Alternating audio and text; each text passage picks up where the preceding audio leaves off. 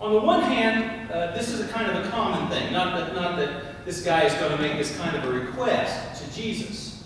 Just that he would make it at all. You see, rabbis and Levites were legal scholars, and people would commonly come to them with a legal dispute and say, settle this for us, judge this matter for us, take our case. And so it isn't unusual that this man would come to Jesus and say, this is my situation, give me a legal decision. What's unusual here is that Jesus says, wait a minute. And you know, in the New Revised Standard Version, it translates the word as friend. It isn't that friendly.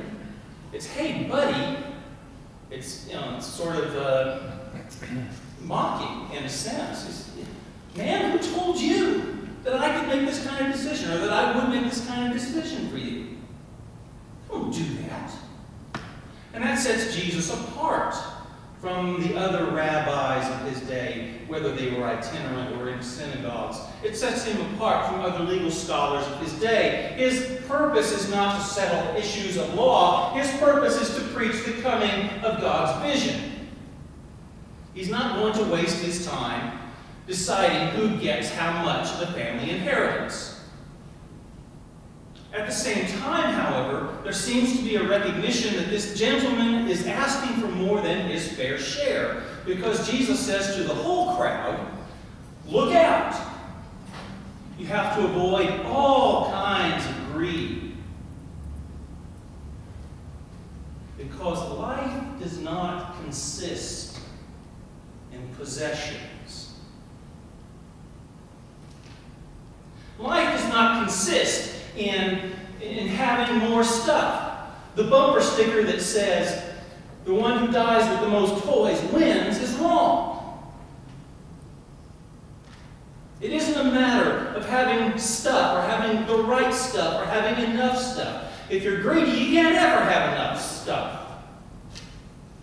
So you have to watch out, Jesus says, for all kinds of greed. And then, as he wants to do, he tells a story.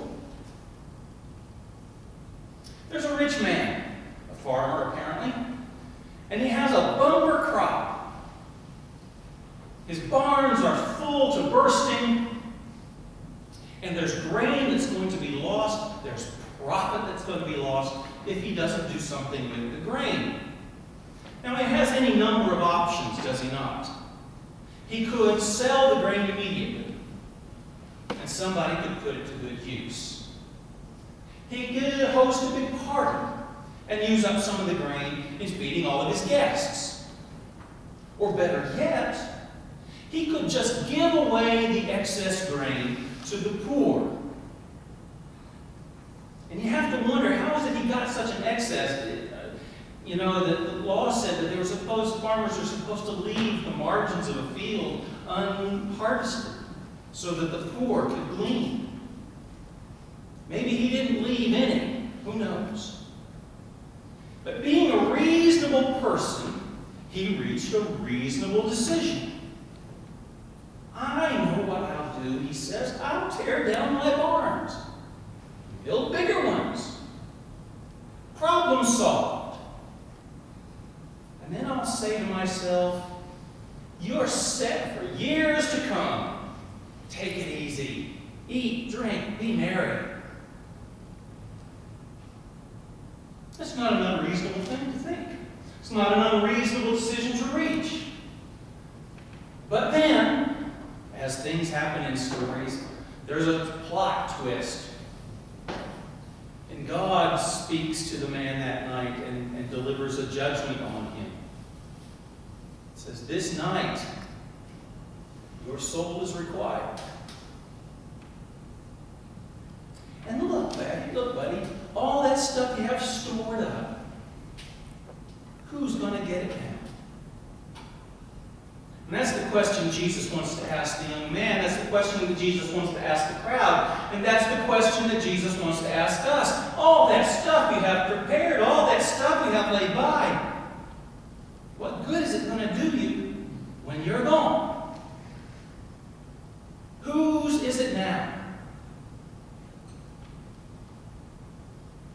And so it is, Jesus says, to his followers, to the crowd around him, and to us. So it is with all who are rich in stuff, but not rich with God. Greed. You see. Greed takes. Greed does not give. Greed does not share. Greed does not open itself up to others. Greed hoards and hides and keeps and takes. Greed makes winners and losers. Because there's always someone or something that loses when we decide we want. Greed does not happen in the abstract. It's concrete. It has implications. It has consequences in the real, in the world.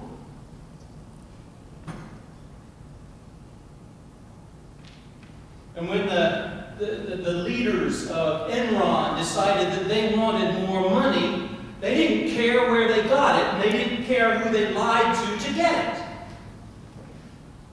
But they were surprised when they got caught. That's greed.